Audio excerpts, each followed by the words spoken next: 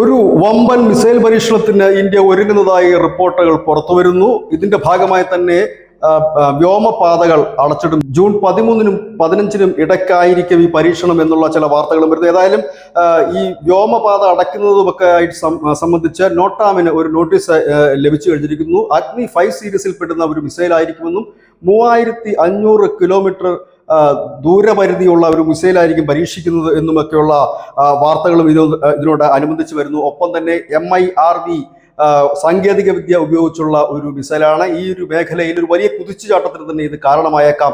ഒരുപക്ഷെ ലോകരാജ്യങ്ങൾ തന്നെ നിരീക്ഷിക്കുന്ന ഒരു പരീക്ഷണം കൂടിയായിരിക്കാം ഇന്ത്യ നടത്തുന്ന. ബംഗാൾ ഉൾക്കടലിലാണ് പരീക്ഷണം നടത്തുന്നത്. ഇത് സംബന്ധിച്ചിട്ടുള്ള നോട്ടീസുകളും മറ്റും നൽകി കഴിഞ്ഞിരിക്കുന്നു.